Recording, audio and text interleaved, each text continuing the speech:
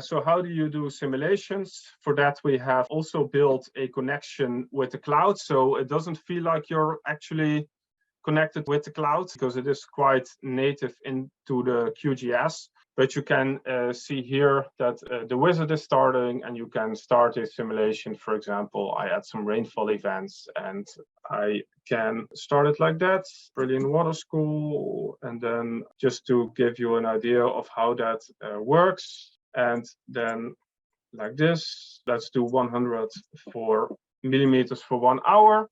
And I will start the simulation, and basically now you're connecting to the cloud and it is starting up the simulation like that. If I'm now going to the live site and the simulation that I just started is popping up, and you can also just live follow it. This is also one of the powers. Everything we build is connected using the same API, or that's also the reason you can easily build tools with QGIS on top of that, and also connect to it like this.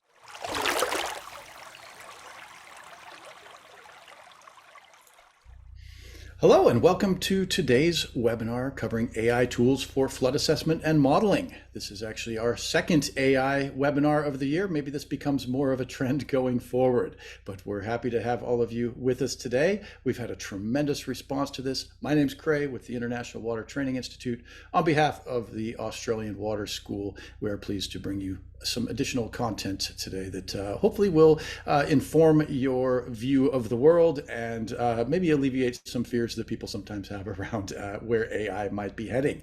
So let's have a look at the global spread of attendees today. We have got people coming to you from around the world, almost 2,000 registrants.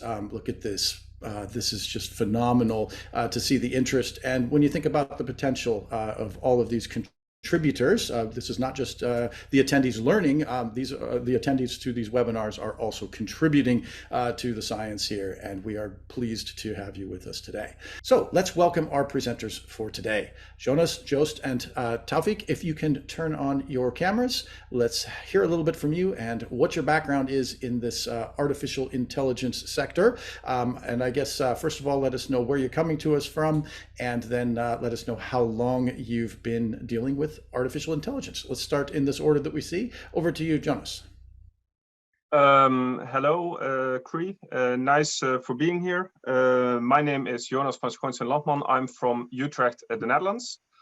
I have a background in GIS and flood modeling. I've been doing that for 15 years, and I think in the past recent year, I think we started using also and looking at the AI tools that are coming available. The developments are going quick. Thank you. Over to you, Joost, same question. Yes, hello. I'm Jan van der Hamme, also from the Netherlands, colleague of Jonas. I've been working now almost 15 years in the field of flood risk management. And from the start, I actually involved in new digital technologies that transformed this sector, first for the Dutch government and now for 6 years at Nederlands Schuurmans. And of course, the developments around AI are quite significant, I would say. So I will go into that in my talk later. Sounds good. Taufik. Yeah, thank you for this opportunity, Cray. My name is Taufik from Sydney-based company Spiral Blue, Sydney, Australia. We work primarily with Earth observation and with artificial intelligence, machine learning to help deliver insights from what can be very complex data. Last year especially, we've been working with another company called Water Modeling Solutions in the flood management area. So very excited to share the work that we've been doing with them. Sounds good. Thanks. We've had Water Modeling Solutions on with us before, so thanks for those contributions. One question we'll have as the poll results come up here is whether anybody here in this technical presenters audience, do you fear for where this might be heading? I've heard there is a push for a global pause on artificial intelligence until some regulations can be developed. Let's again just have you address that comment real quickly while we have a look at the poll results. Jonas, any comments on that from you? I can totally understand that people are reluctant with the development of AI. And I understand that we need to be prudent with the developments. However, I think that it is not a development that can be stopped like that. Yeah. Any It others, will Joost? just continue. Yeah, certainly. Taufik, Joost, any other comments? Yeah, well, yeah, I agree with Jonas. I also am always optimistic, and in that way, I think the good guys are with, and girls are with way more than the bad ones. So let's rule them out, I would say. But That's right. yeah, I think it's important to stay careful. Sounds good. Yeah. Taufik, any comments on that? Yeah, look, I think it's very simple. AI has the potential to be a massive value add for everyone. We don't know when, but eventually I believe that we'll be in a society where people won't really have to work except when they want to, right? And AI will be the underpinning of that. We're a ways away from that, of course, but I think we will get there. But we need to make sure that on the way that we do develop AI tools in a responsible manner and ensure that they're not used for harmful purposes. Yes. All righty. Well, looking at the poll results, it seems like we're split between kind of beginning, intermediate, and never use. Hardly anybody on is an advanced user, and no developers with us today. So that's something that I think helps us guide the level of technical detail. And we're going to be treating this as if you're coming to us for the first time. So that's how we'll approach it.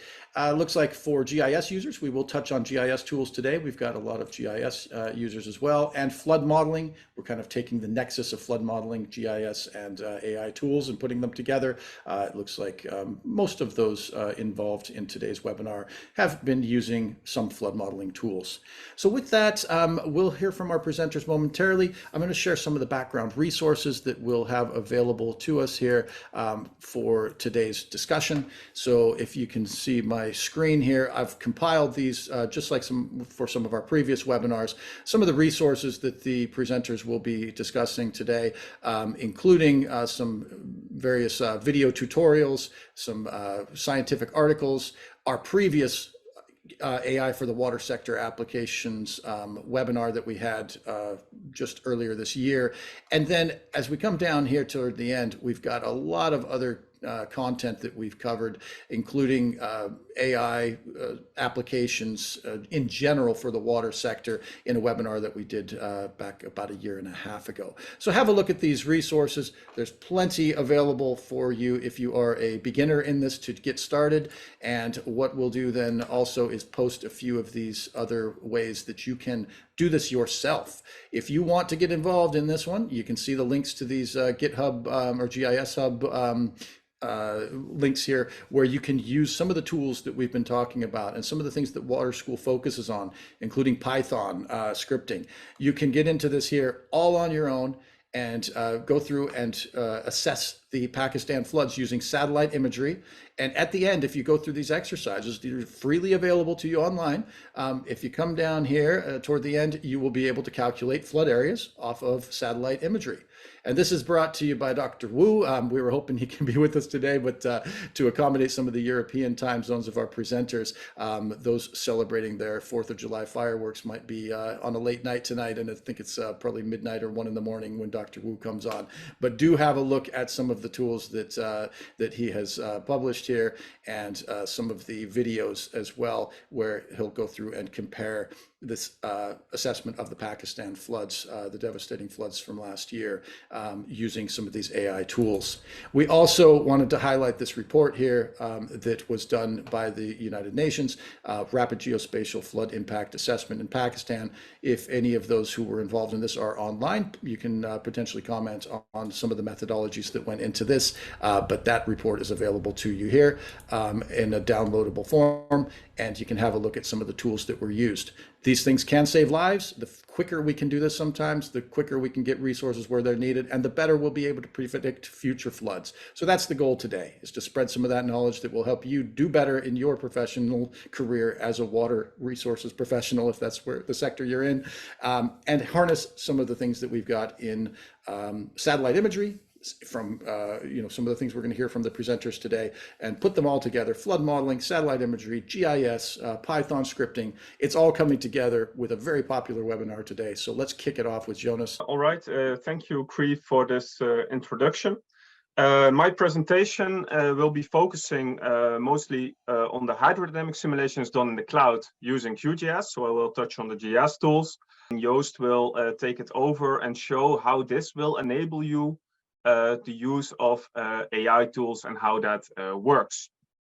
Well, first of all, short introduction. 3DI is developed by Nederlands Humans, the company that I work for. We are located in the Netherlands, Utrecht.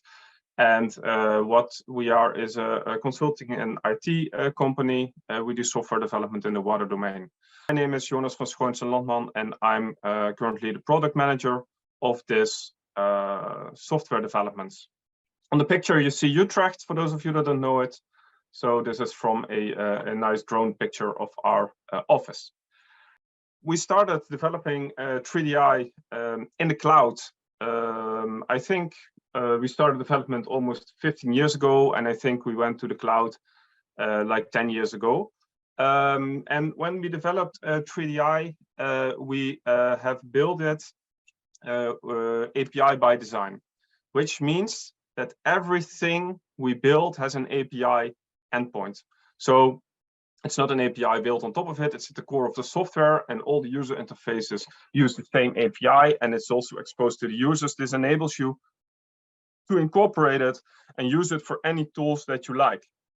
But yeah, if you do simulations in the cloud, then of course the question is, how do you get your data in the cloud? And for that, we have built the model interface, which is a prepackaged QGIS installer, which means that all the plugins that we have built are included in that. Everything in the model interface is, of course, also open source.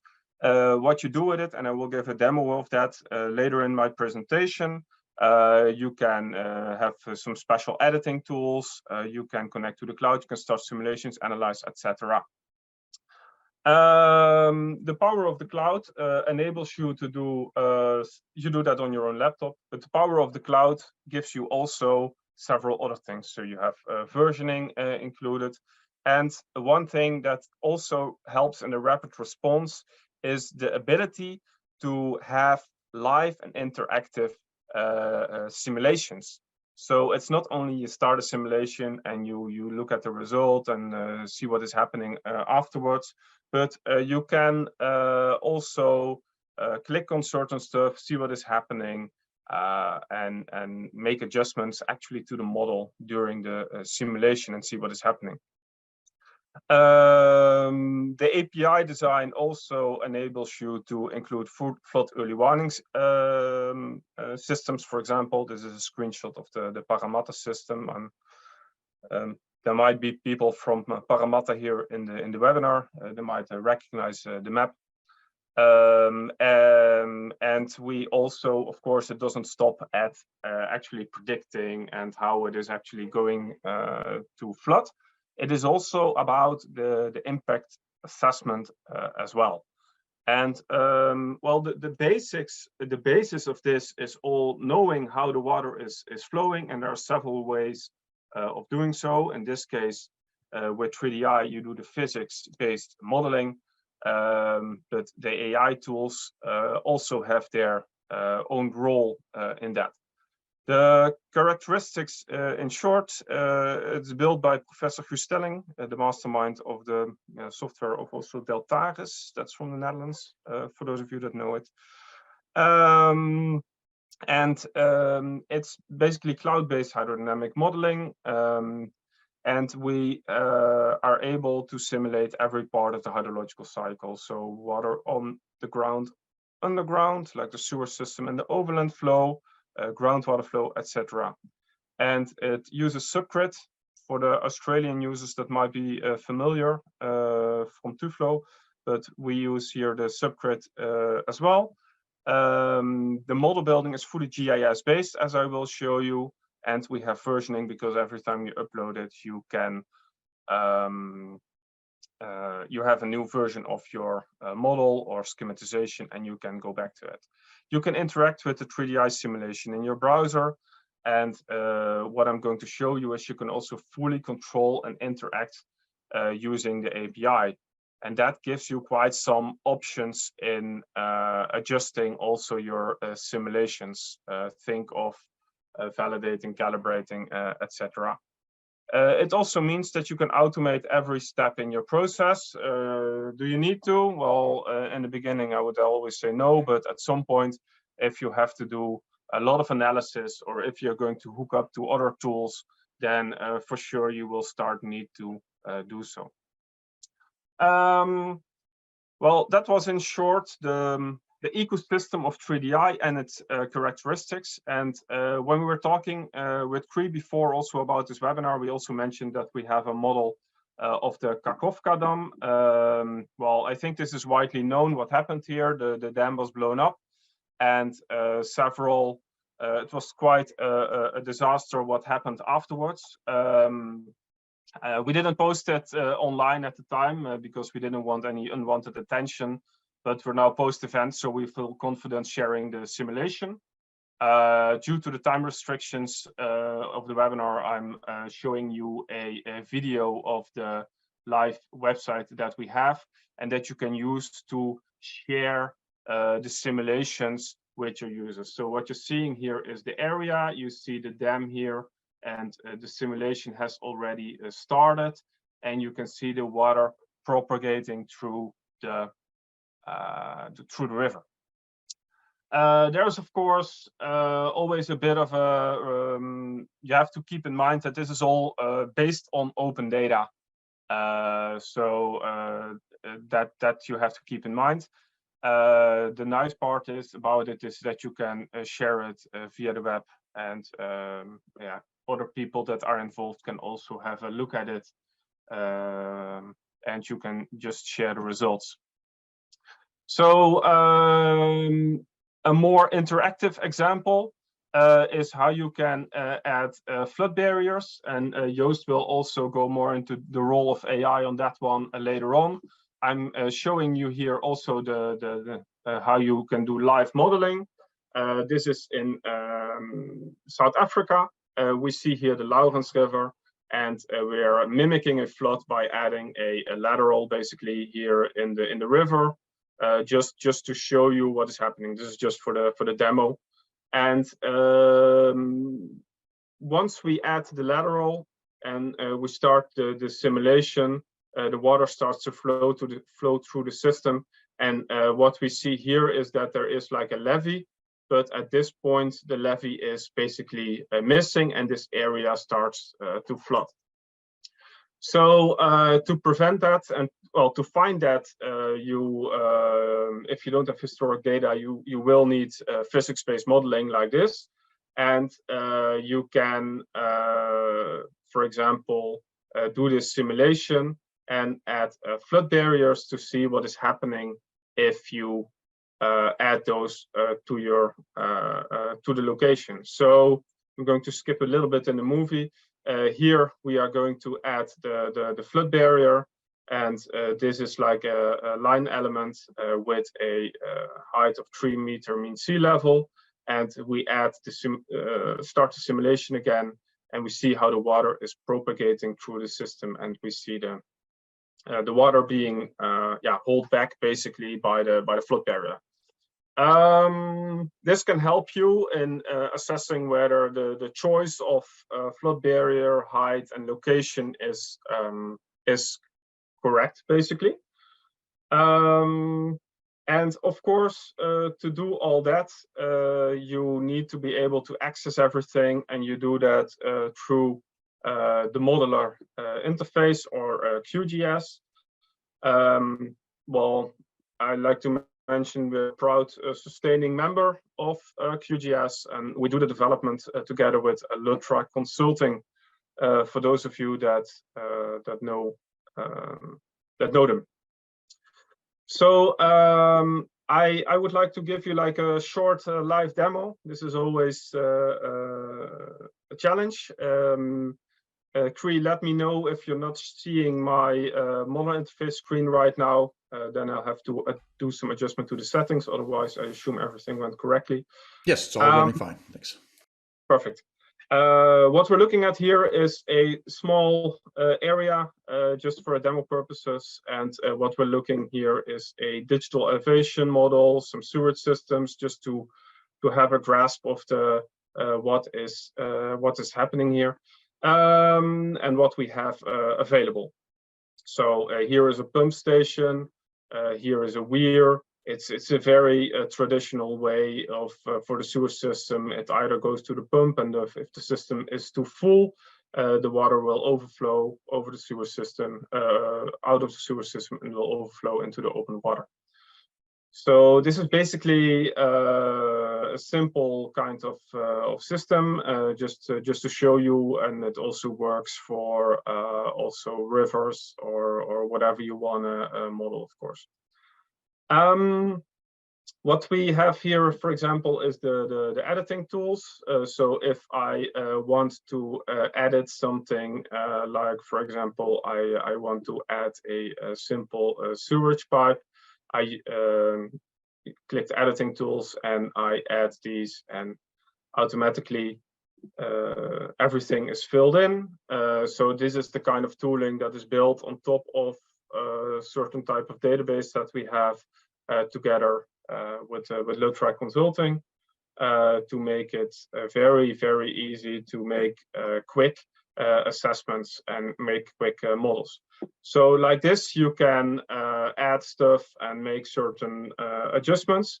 And this is basically it. I mean, I press save, I save. Of course, there is some sanity checks that you have to do, but you can imagine that if you have these tools and you can quickly edit and change things, you can also set up a model like the model of the Karkhovka Dam quite quickly. I mean, we have put it together. I think with the open data, it's not more than a few hours work, and the most work is actually getting the data and prepping it and making sure that the dam is not showing any weird artifacts and everything. I mean, for all the modelers that are in the room, they probably know what I'm talking about. So this is a simple, so how do you do simulations? For that, we have also built a connection with the cloud, so it doesn't feel like you're actually connected with the cloud, because it is quite native into the QGIS.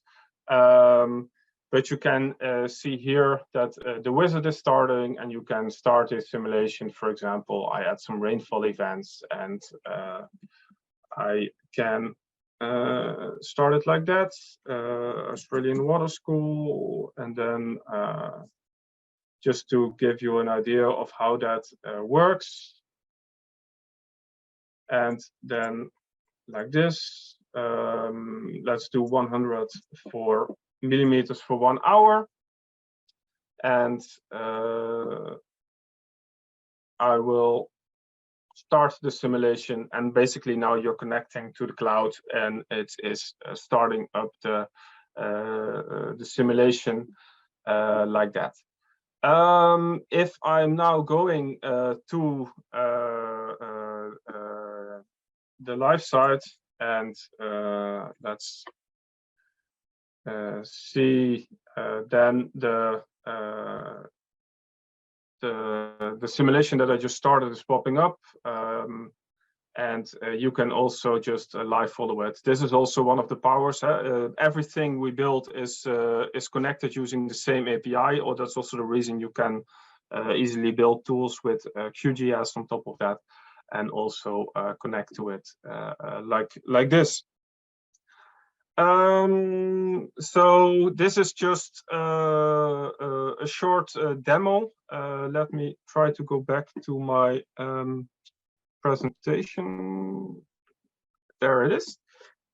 Of course, there's way more to demo. I think we can also, there are links included, I think, as well in the page that that Cree put together.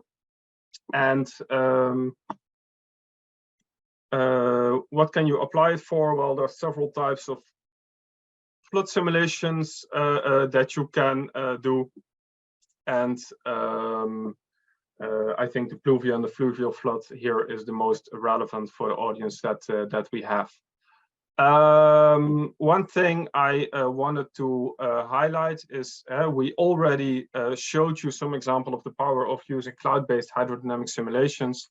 But as an extra at the moment, we also offer you the possibility to create your own 2D simulation, own 2D model based on a location of choice anywhere on the world and run it as you like. You can find the link here. I think it's also in the description, and you can also try yourself this live and interactive simulating.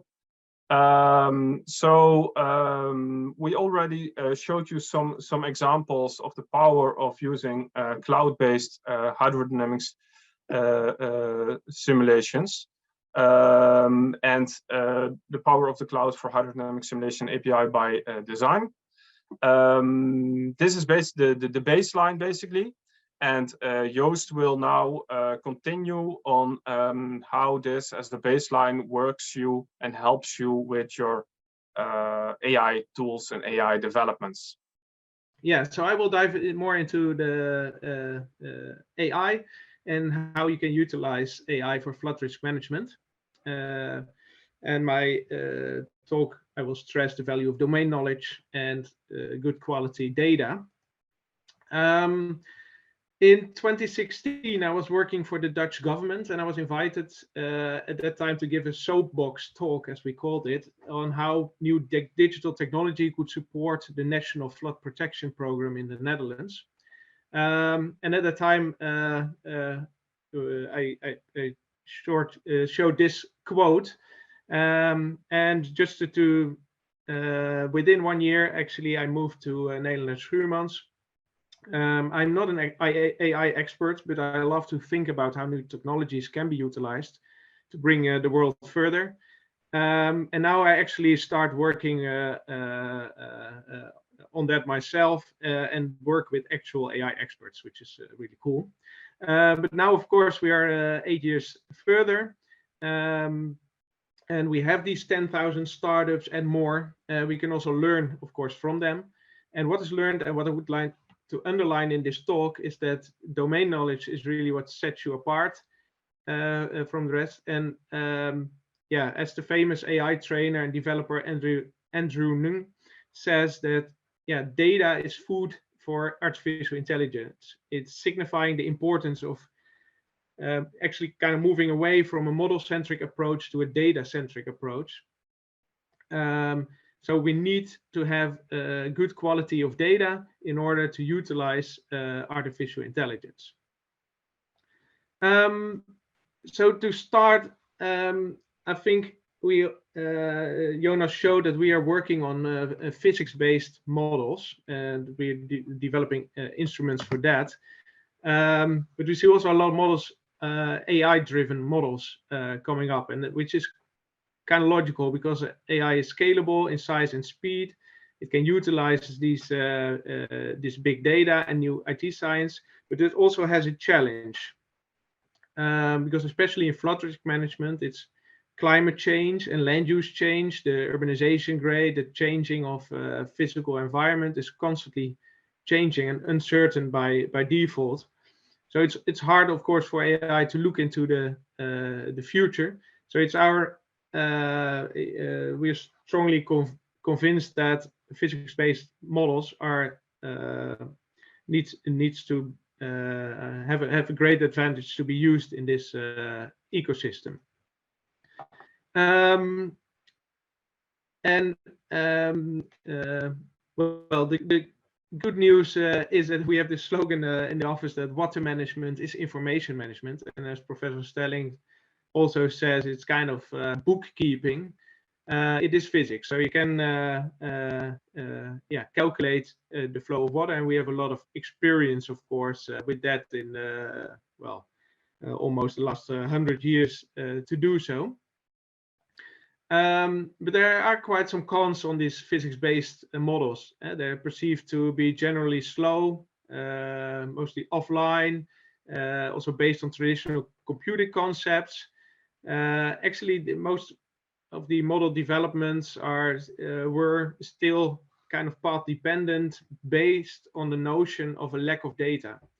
And while Professor Stelling in his speech was seen as also as the kind of the kickoff of the development of 3DI, stated in 2010 that the world is pixelizing, right? Like every cubic meter in the world, there's more data available. And actually we need to develop models that can cope with that expected abundance of data. And that's also why I think this AI is coming up so strongly, that we have the possibilities to cope with that abundance of data that is available. So we see now that the largest cons in physics-based modeling are kind of countered in that sense that we are able to build scalable physics-based models. We have solution with this API by design for this connectivity and interactivity, and with that we can fully utilize also the artificial intelligence development. So I drafted here a quite linear modeling strategy where you have your pre-processing, for example, on the digital elevation model or your friction rasters, etc. You do the modeling.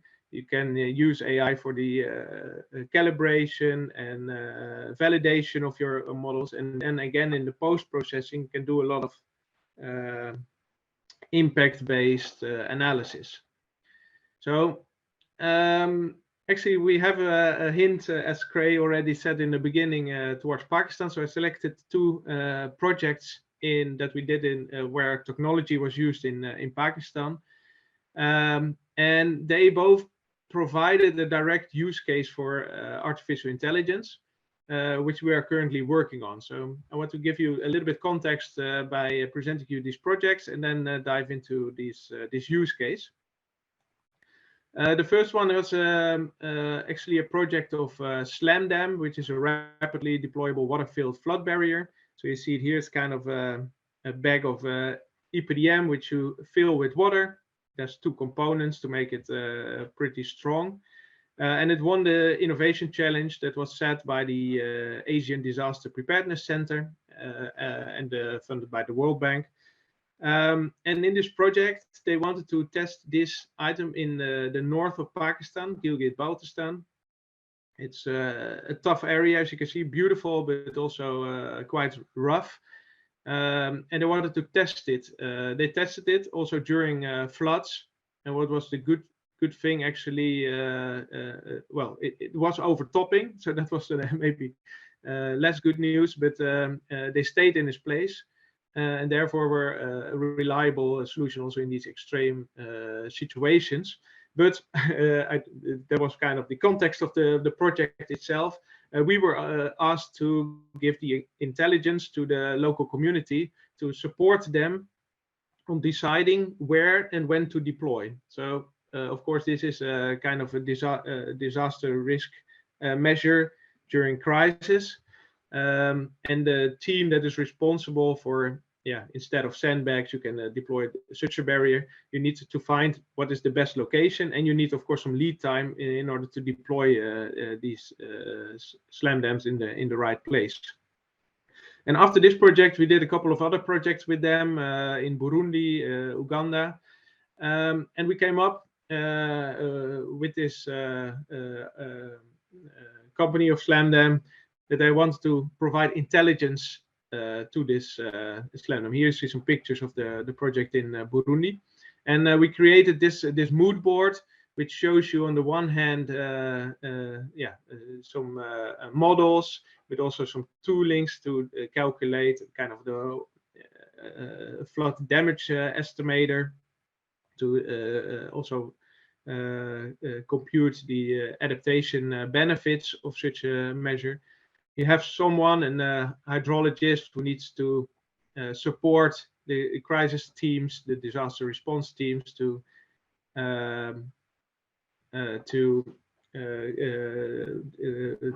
select the optimal locations for these SLAMDAMs, and then you have the team that actually deploy them. And we were thinking about, okay, maybe we can develop an AI dam locator. So we're still working on that, but in the beginning of that process, we started actually with quite a simple GIS analysis to better identify also the requirements of such a tool. And I will go through that. So here you see a catchment area, which is a bit larger. So in order to create this GIS, we made several model computations and feed that in this GIS project. And here you see, oh, sorry, in the other screen, in the red, you see the area of interest. So we create a polygon on this area of interest, and then requested what is the catchment, the upstream watershed actually of that area. We also identified for certain scenarios on the cumulative discharge that is going through all the computational cells to get an impression on where is the water coming from and what is the amount of water that's coming from where. We did a kind of a selection process on the suitability because there were some criteria such as that this barrier is not the most effective on a very slopy area. So we need to rule out certain locations on where you could deploy the mobile barrier. And then we created an effectivity index, which also incorporated the amount of houses that were underwater caused by the upstream water flows. And in the end, we select, okay, if you put the effectivity index over 50, you get a pretty good impression on where you can actually intervene within this water system to release the pressure on the area in the red. So in this case, we saw a solution to alter the stream to potentially find a solution to intervene in this stream here, maybe to drain that water somewhere along the road here away from that area. So as I said, this was the starting point of actually this AI R&D that we're doing. And you can see all kinds of AI applications when you go through this when it comes to identifying of buildings using this segment anything tool, or in doing lots of network analysis and on that. The second project I would like to show you is the Recharge Pakistan. The project was a feasibility study for the Worldwide Fund that we did together with the local Pakistan-based company Watersprint and also Deltaris. And for this part, we used the modeling, especially in some typical areas where we want to dive in a little bit further on the impact. We've selected some typologies, and for every typology, we selected a region for which we dived into the flood risk at that situation and how a nature-based solution, or in this case was more ecosystem-based approach, and see if we implement a nature-based solution, what would actually be the impact on nature in that area. So this project inspired us also. Plus, we did another project. We were involved also in a project for the World Bank to develop a catalog for nature-based solutions for urban resilience. You can find it following this link, which gives an overview of all the families of nature-based solutions. And here we were working together with some urban design and architecture firms. And first, also thinking about how could we facilitate this design process We first asked the UX UI designer to show a little bit how would that look like on the live site that Jonas also demonstrated. And here you see the mock-ups that were actually developed for that. But in the end, so here you see, for example, that you selected urban gardens and you want to change the infiltration. Of course, you can all do this in this QGIS plugin, but we came to the discussion that you want to add to this development that's going on in the design and architectural scene about parametric design. So you want to have a computer designing also for climate adaptation. And that made us thinking that this is generally an AI-driven approach on how could you feed the AI with the right data on climate adaptation. And that's also a thing we are looking into. I'm rounding off my presentation. So yeah, we call now both use case, both projects show the same use case, optioneering as we call it. So perform what-if analysis to get optimal location for measures and understand the impact of intervention in its water system. And I think what is important when you have open instruments, you can actually provide that data. So I started this presentation on how AI brings new energy in the constant mission to increase insight into flood risk. And we need that energy, actually. I think we're all well aware that we need to accelerate climate adaptation, and AI can have a big role in that. And in order to do that, we need to use domain knowledge. You still need to know and understand how water flows, how flood risk is determined, and we need good quality data to train the models right, especially for the uncertainty of climate and land use changes, which we always should factor in.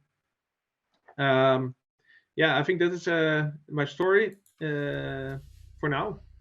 Thanks. No, thanks for sharing that. Tawfik, if you can start sharing your screen, we're just here, a quick Australian example. I think we just have one slide on that to share, and then we'll get into the panel discussion. Thank you so much for all the questions that have been coming in. Joost, you've got a few that have been held for you during your presentation that should allow you to hopefully get, in a couple of minutes here, get those addressed in text, and then select which ones you might want to address as part of the live panel discussion. So this is one met Tawfik at the FMA conference in Sydney a couple of weeks back, and we were talking about some of these applications here in Australia, and I thought we'd get, because we are the Australian Water School, let's get an Australian example here from the flooding and see how we might be applying it here locally. Over to you, Tawfik. I can see your screen just fine. Fantastic. Thank you, Cray and Joost and Jonas. Very interesting presentations, and I hope that it was as interesting for everyone else as it was for me. So yeah, a bit of a quicker one. Basically, introducing Spiral Blue and the work that we've been doing in mapping flood extents. With water modeling solutions, which I believe have presented on a previous one of these webinars before. So many of you may be familiar with them. And we've had the very good fortune to be working with them since sort of mid last year. So Spiral Blue, we are a company that have been trying to essentially make remote sensing, specifically from satellites in space, more accessible. As many of you will know, there are satellites orbiting the Earth today that are taking images of the Earth, and these have many applications in many industries, one of which is, of course, in flood mapping. Many of you will be familiar with the Sentinel and Landsat images because they are free and accessible to all.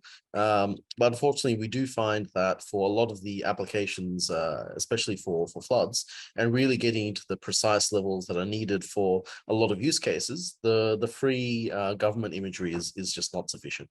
So we've been working with water modeling solutions and providing them imagery from existing commercial Earth observation satellites to help them both speed up and provide more precise outputs for their customers, primarily in the insurance sector. So this slide is going to be a bit complex, assuming I can, there we go. Yeah, so this slide is a bit complex. It's based on a poster that we presented at the FMA conference. So don't mind if there's a lot of text there. But essentially what we were engaged to do with WMS was to provide satellite imagery as quickly as possible so that as a flood was happening, specifically in this example in this case study with the Shepparton floods on the Goulburn River. WMS was able to make predictions as to when the maximum flood extent would be. And in that time, they were able to send us an imagery order, and we were actually able to deliver imagery of the peak of the flood and have that delivered in, as it mentions, within 28 hours. Now, this is really groundbreaking stuff. We look at flying drones, flying aircraft, or gathering satellite imagery, and often the turnaround for these sorts of data can be days long, right? So the faster we can get this data to the customer, to WMS, and then they could use their solutions to get it processed and then to their customers, the faster people can recover from understand, what's happening locally, and then be able to start the recovery process. So we've been very proud to work with WMS in this area. And so in terms of future directions, the AI and ML side is really the future direction for us with this project and with projects similar to this in the future. So you can see on your right, we've actually worked with WMS to develop a machine learning algorithm that is able to automatically identify flooded areas in satellite imagery, and then be able to actually produce the mask of that, and then provide that very, very quickly to WMS and to potential customers as well. And this takes minutes. It takes a bit of time to prepare the data, to get the data labeled and all this sort of stuff.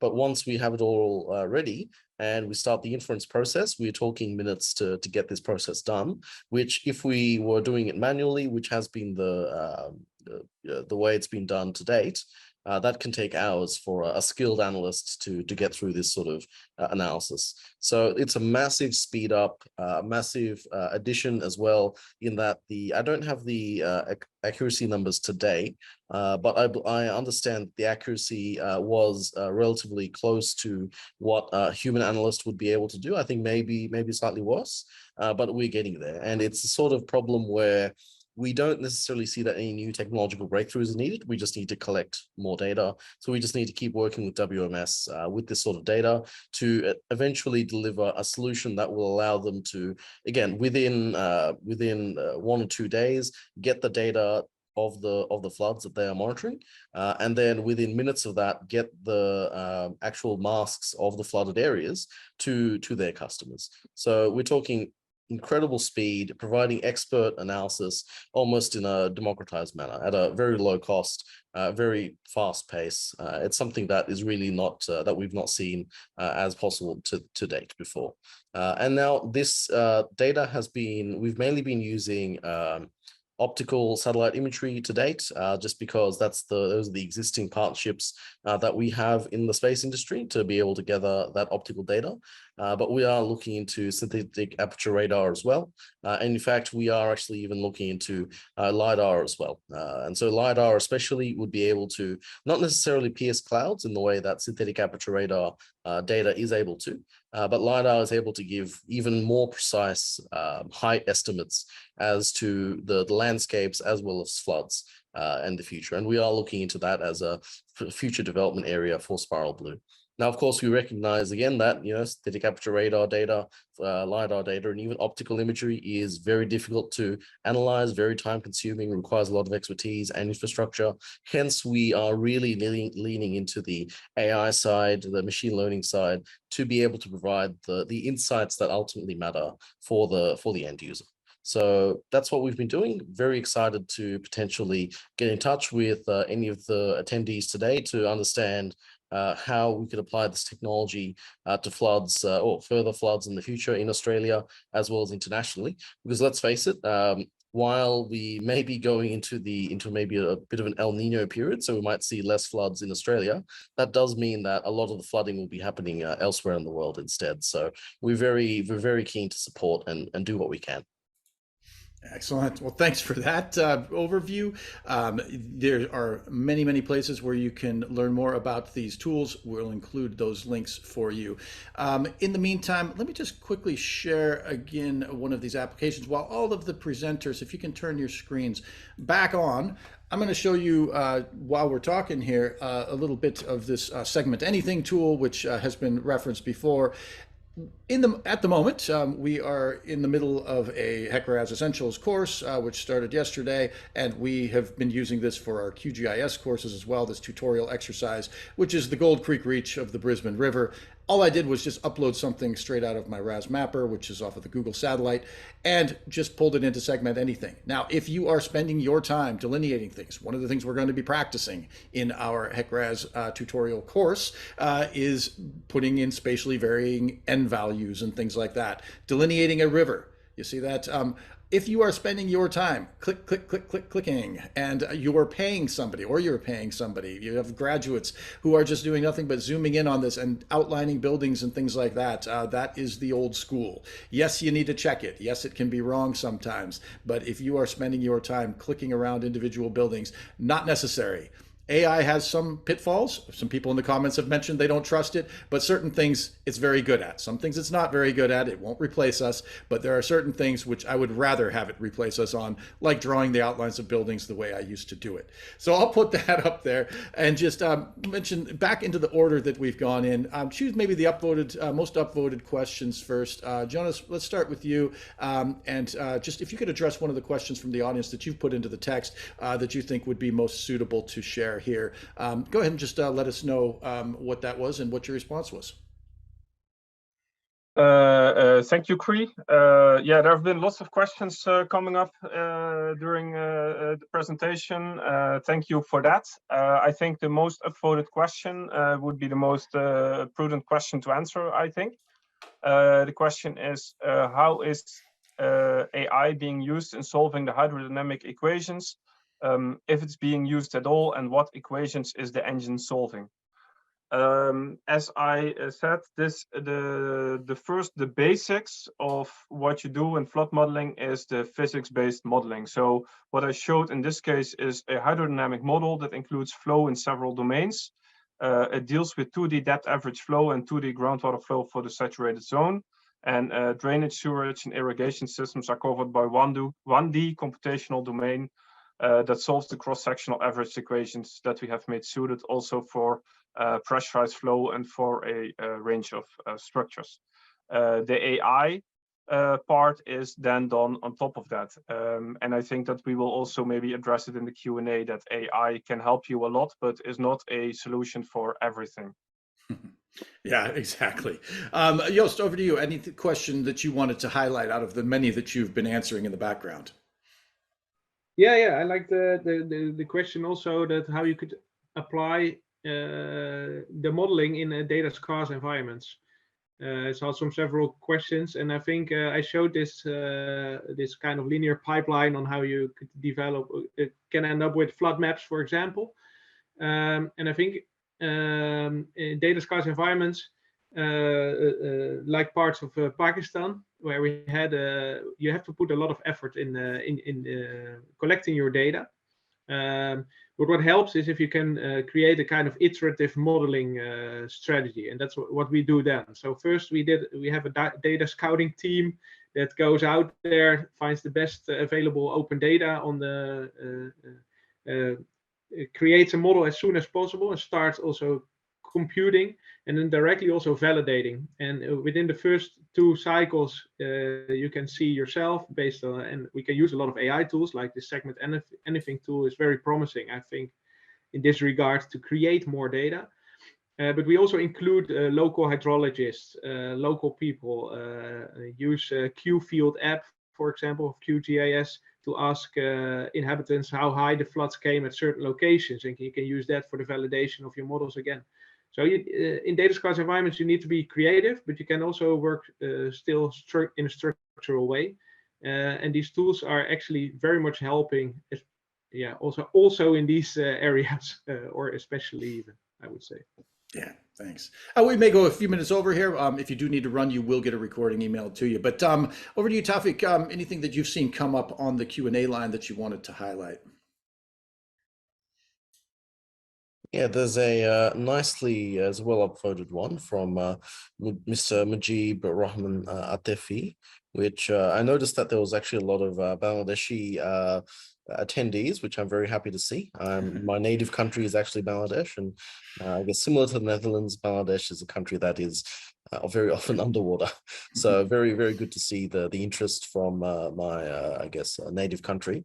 And I just lost that question. Oopsie daisy. I think the question was in relation to how well does this work with different types of land, right? Now, of course, Australia has certain types of, well, Australia is a very varied continent, many different types of land. Bangladesh is probably a bit more, bit less varied because it's just naturally a smaller country based on river deltas. But essentially, the answer to that is it works very well for the data that we have. We don't know how well it works for the data we don't have, but the answer to getting it working with the data that we don't have is to get more data, keep testing it, keep running it, modify the models here and there as we go, and develop it based on that. Ultimately, with AI, as Joost noted previously, in many cases, the models are not actually the main area of development. The main area of development is how do we get the huge amounts of data into the models to be able to accurately train them and have the right sort of outputs. So the answer is we need more data. No, perfect. I do want to just highlight as well back to that report that I mentioned, because we focused a bit on Pakistan. Those floods, I'll share my screen again here briefly. The floods in Pakistan, those were some devastating events, and we want to show you the tools that were used. We haven't gone in to do a comprehensive assessment of the floods and what caused them, but what we wanted to demonstrate was the type of tool and the type of technology that can be used in instances like this to quickly mobilize resources, figure out what has gone wrong, and where the potentially helping to solve these issues in the future. And if you go through this report, which is included for you as well, and I'll put it in the link in the chat line as well on these ones, you'll see some of these tools that have been used. And again, keep in mind that once these are in place, if you can rapidly go in and assess what's gone on in a flood, you can mobilize a bit more quickly. And if somebody is out there, in order to do that, trying to individually click on river center lines and bank lines and things like that, the way we used to do it, it's not going to be quick enough. And we're definitely in better capability now. We have better capabilities now to be able to respond more quickly to these things. So have a look, if you've got the time, to read through some of these reports and have a look at the tools that were used. If you want to try it yourself, go in, segment anything. Just click on the link for segment anything and try it yourself and see if you would rather be outlining these things on your own. And then have a look at the articles that Joost and Jonas have provided here as well, and see how we as an industry can perhaps utilize AI tools that have been trained to do some of the things that we used to do manually and menially, to do that in a more efficient way. So we'll have everybody kind of wrap up with some closing remarks, and then I'll show you a couple of additional resources on things. Some people, one of the most upvoted questions was, are these tools free? There are free tools, but don't be afraid to pay for good tools after you've utilized everything that can be done using the free tools. You probably are going to have to take the next level and pay for something that has been developed. So the QGIS plugins are awesome. We are big fans of some of the tools that have been developed. We've had lots of QGIS developers on with us on these webinars in the past, and we hope to be able to bring you some more of those tools going forward. So with that, let's go around the room again a final time and just have everybody offer their closing remarks. If there is something that you wanted to address from the audience as you're giving those remarks, let's feel free to wrap that up and then and include that. And we will include some of the additional comments in the additional resources that will be posted when this video is published. So with that, let's go back again in order. Jonas, then Joost, then Taufik to bring it home for us. All right, thank you, Cree. I think what I would like to address is that AI can be a great enhancement for the kind of physics-based models that I think, will always need to predict what is going to happen, what has never happened before. As Taufik already said, you need more data. For AI tools, you always need data. So I think they can greatly enhance each other. and that you can use AI to complement also your hydrodynamic simulations, your physics-based models. And I think that we will see developments like that happening very soon into the future as well. Thank you. Thanks. And Joost, over to you. Yeah, thank you very much. I think we have a very great community here, and which have a great responsibility these days. I already said, yeah, climate adaptation needs to accelerate, and I think it would be it is great that so many people are going to these kind of webinars to get to learn more on how we can be more efficient as hydrologists, as modelers, as the ones who are working on climate adaptation. So I would just strongly encourage to keep doing that, and that's my mission as well, to keep learning. And sounds good. So very nice to be here. Thanks. Thank you so much for your time, Taufik. Yeah, I think just my final note will be that I note that many of the attendees today are coming from developing nations where it can be very difficult to put together the budgets to acquire commercial data. Rest assured, not only ourselves, but many other organizations are working internationally to put very high quality commercial level data to a price point, or even to a free price point, such that it can be accessed internationally. And I think this is something that at Spiral Blue we think about daily. So I would say, give it time, we'll get there. Sounds good. No, thanks so much for everybody's contributions. Everybody, those attending these webinars and presenting these webinars. This is unpaid. This is purely out of the the desire to get this information out to everybody, and wanting to make sure that these tools are harnessed. And one question that has come up is, what happened to my eye? Who did I get in a fight with? Apologies on that. I was opening a moving van, and even though I had judged, things might have settled around, I opened it just a little bit, just enough for a big bar closet pole to come down and whack me in the eye. So somebody asked about my shiner on that. So that's where that one came from. No fights involved. With that, our fight is against, floods and getting water where it needs to go, and being able to, help improve quality of life around the planet and the environment through the tools that we access. And so I'm hoping that this gave you some information that you'll be able to use in your careers in helping to further water resources in around the planet. So you will get a recording of this link emailed around to you, to anybody who registered for it. A lot of people in the US couldn't attend due to the late night and the holiday, so you welcome to those joining us later on through the recording. And as a live attendee, you will get a certificate emailed to you that you can use for your professional development. Do fill out the poll at the end. Let us know, do you want to see more of this? This is our second one this year. We hadn't necessarily planned on hitting AI this year, but it really became a popular topic. So we want to cater our future content around what is relevant and most relevant to you and your career. So thank you again for joining us. My name's Craig. Again, thanks for your participation in this webinar. Do join us for some of the other resources that you see here, free webinars, some live courses, on-demand courses. There's a lot of information out there. It's growing every year.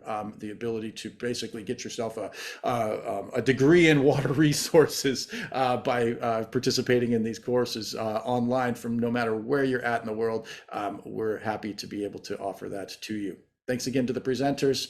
We'll sign off for now. See you next time with the Australian Water School.